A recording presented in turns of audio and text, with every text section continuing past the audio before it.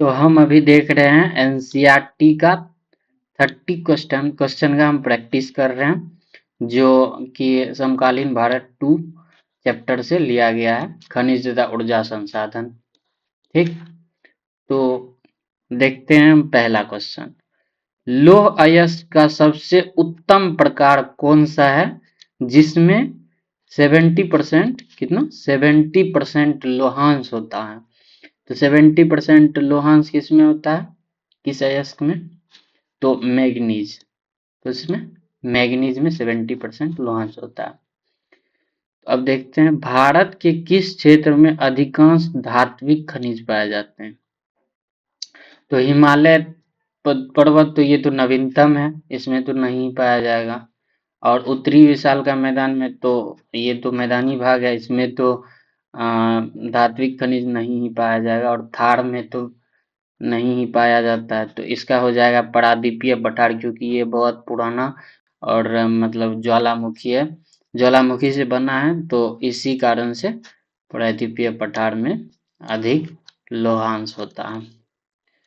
1 ton इस्पात बनाने के लिए लगभग कितने किलोग्राम मैग्नीज की आवश्यकता होती है? 5 किलोग्राम, 10 किलोग्राम, 20 किलोग्राम या फिर 25 किलोग्राम? तो 1 टन इस्पात बनाने के लिए 10 किलोग्राम, कितना 10 किलोग्राम। उसके बाद क्या है, आगे देखते हैं। अभ्रक, जिसको इंग्लिश में मीका बोला जाता है, मीका का वह गुण जो इसे बिजली उद्योग के लिए महत्वपूर्ण बनाता है, तो कौन सा हो जाएगा?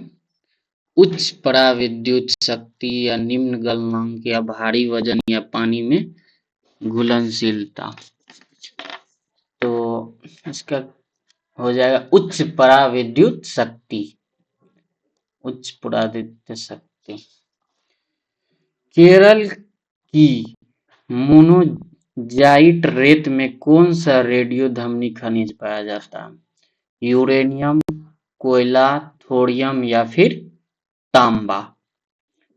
तो केरल के मोनोजाइट में कौन सा पाया जाता है? थोरियम। निम्न में से किसे भूरा कोयला या ब्राउन कोल कहा जाता है? तो भूरा कोयला किसे कहा जाता है? आप लोग कमेंट में बताएं। तो भूरा कोयला एंथ्रेसाइट या बिटुमिनस या लिग्नाइट या फिर पीट? भूरा कोयला कहा जाता है लिग्नाइट को। किसको कहा जाता है? लिग्नाइट। भारत का सबसे पुराना तेल उत्पादक राज्य कौन सा है? तो भारत का सबसे पुराना तेल उत्पादक राज्य कौन सा है? गुजरात है या महाराष्ट्र है, असम फिर राजस्थान? तो असम, असम का डिगबोई सबसे पुराना तेल का उत्पादक राज्य है। 1901 ईस्वी, कितना 1901 ईस्वी में जो है यहाँ पे पहला तेल का कारखाना लगा था डिगबोई में। फिर है बॉक्साइट का मुख्य उपयोग किस धातु को प्राप्त करने में होता है? बॉक्साइट का मुख्य एल्युमिनियम, क्या हो जाएगा? एल्युमिनियम।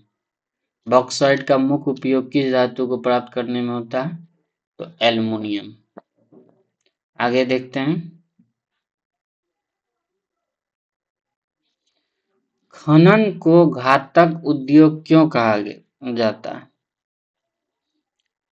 खनन को घातक उद्योग क्यों कहा जाता है? क्योंकि वह स्वास्थ्य और सुरक्षा के खतरों का कारण बनता है, इसीलिए।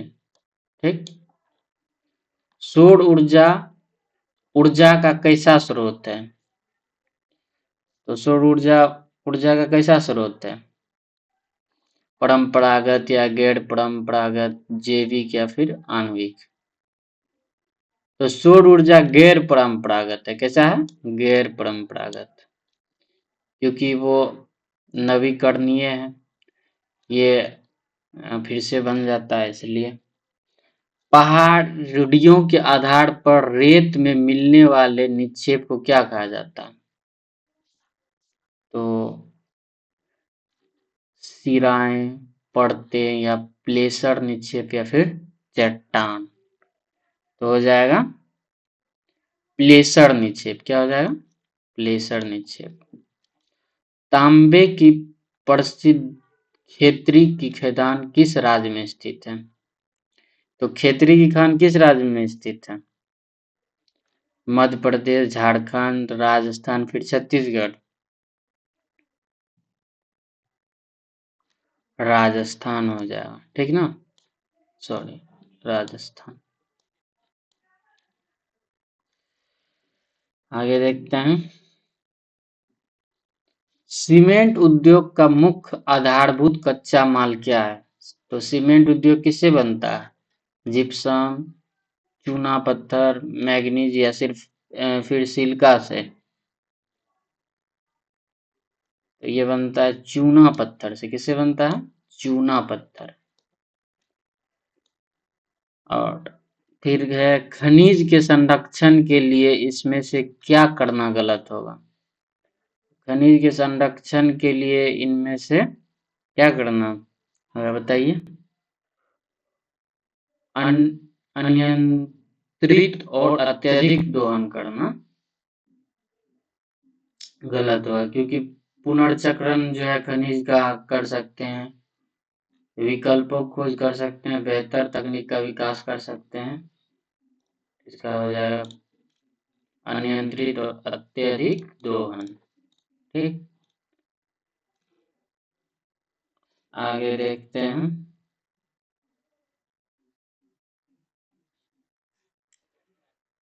मणिकरण हिमाचल प्रदेश किस ऊर्जा के लिए जाना जाता है?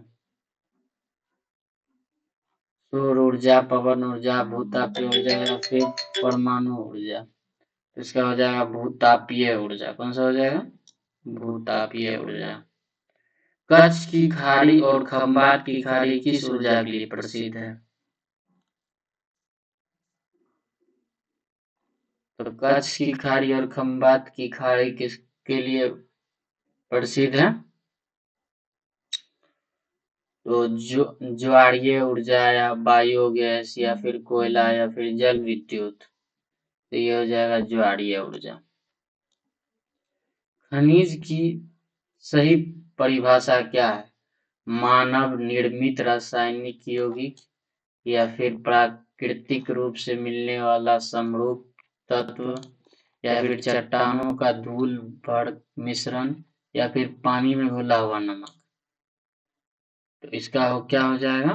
प्राकृतिक रूप से मिलने वाला समरूप तत्व का सही परिभाषा क्या है? प्राकृतिक रूप से मिलने वाला समरूप तत्व। कहता है इनमें से कौन सा एक अधात्विक खनिज है? लोहा, तांबा? और भी इसका दो ऑप्शन है वह अगले पेज पे है। अभ्रक या फिर सोना? तो इसका हो जाएगा अभ्रक। पेट्रोलियम मुख्य रूप से किन चट्टानों के बीच पाया जाता है? आग्नेय चट्टान, टर्सरी युग की अवसादी चट्टान या फिर कायांतरित या फिर ज्वालामुखीय चट्टान?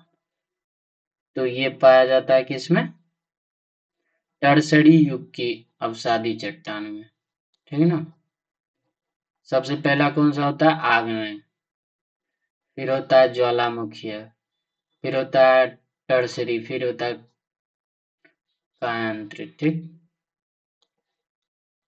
बायोगैस संयंत्रों को ग्रामीण भारत में किस नाम से जाना जाता है? तो किस नाम से जाना जाता है? सौर ऊर्जा संयंत्र या फिर गोबर गैस या फिर विद्युत ग्रिड या फिर थर्मल प्लांट? इसका हो जाएगा गोबर गैस प्लांट। कौन सा हो जाएगा? गोबर गैस प्लांट। ऊर्जा की बचत ही ऊर्जा उत्पादन है, यह विचार क्या प्रेरित करता है? अधिक बिजली खर्च करना, ऊर्जा का संरक्षण करना, नए बल्ब खरीदना या फिर ऊर्जा का दुरुपयोग करना। तो क्या हो जाएगा? ऊर्जा का संरक्षण करना। आगे देख लेते हैं। 30 क्वेश्चन का सेट है ये। हजीरा विविजियपुर जगदीशपुर पाइपलाइन की कुल लंबाई का मुख्य उद्देश्य क्या है? तो पानी की आपूर्ति या फिर गैस और उर्वरक क्षेत्र को जोड़ना या फिर दूध का परिवहन फिर या कोयला ले जाना। तो ये किस लिए हो जाएगा? गैस और उर्वरक क्षेत्र को जोड़ने के लिए, ठीक ना? तो ये हो जाएगा इसका सही आंसर। आगे देखते हैं। हेमेटाइट अयस्क में लोहे का अंश लगभग कितना होता है? 30 या 40%, 50, 60, फिर 90 या फिर 100%। क्या हो जाएगा इसका? 50 से 60% इसका होता है, ठीक ना? 50 से 60%। नमक, पोटास और सल्फर किस श्रेणी के खनिज है?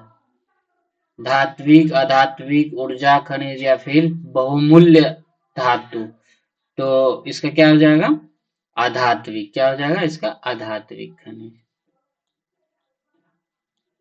कहता है नागरकोइल और मदुरई तमिलनाडु किसके लिए प्रसिद्ध है? सौर ऊर्जा, पवन ऊर्जा, कोयला खान या फिर तेल शोधनशाला। तो इसका क्या हो जाएगा? पवन ऊर्जा। किसके लिए? पवन ऊर्जा के लिए। कोडरमा झारखंड विश्व का सबसे बड़ा उत्पादक केंद्र है। किस चीज का उत्पादक केंद्र है? कोडरमा, जो झारखंड में पड़ता है। तो इसका हो जाएगा तांबा होगा या फिर अभ्रक होगा या लोहा होगा या फिर कोयला होगा। तो इसका हो जाएगा अभ्रक। हाँ, राइट आंसर क्या हो जाएगा? अभ्रक। तो अभ्रक हो जाएगा इसका।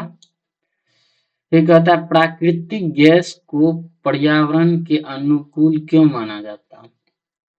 क्योंकि इसमें से धुआं नहीं निकलता या बहुत महंगी है, इसमें कार्बन ऑक्साइड का उत्सर्जन बहुत कम होता है या फिर यह पानी की तरह दिखता है। इसमें कार्बन डाइऑक्साइड का उत्सर्जन बहुत कम होता है। राइट आंसर हो जाएगा। अयस्क और का क्या अर्थ है? तो अयस्क का क्या अर्थ है? इसका ऑप्शन अगले पेज पे है। शुद्ध सोना या फिर खनिज का अन्य तत्वों के साथ प्राकृतिक मिश्रण या फिर समुद्र का पानी या फिर एक प्रकार के पेड़। इसका क्या हो जाएगा? 28 का हो जाएगा। खनिज का अन्य तत्वों के साथ प्राकृतिक मिश्रण हो जाएगा। पंचपतमाली उड़ीसा किसके निक्षेप के लिए प्रसिद्ध है? मैग्नीज, बॉक्साइट, कोयला, चूना। तो 29 का राइट आंसर क्या होना चाहिए? होता है बॉक्साइट। क्या होगा? बॉक्साइट। बहुमूल्य खनिजों का सही समूह कौन सा है? लोहा, तांबा, जस्ता या फिर कोयला, तेल, गैस या फिर सोना, चांदी, प्लेटिनम या फिर नमक, पोटाश, सल्फर। तो इसका हो जाएगा सोना, चांदी और प्लेटिनम। क्या हो जाएगा? सोना, चांदी, प्लेटिनम। क्या फिर आंसर की हुई है। Thank you for watching. जय हिंद।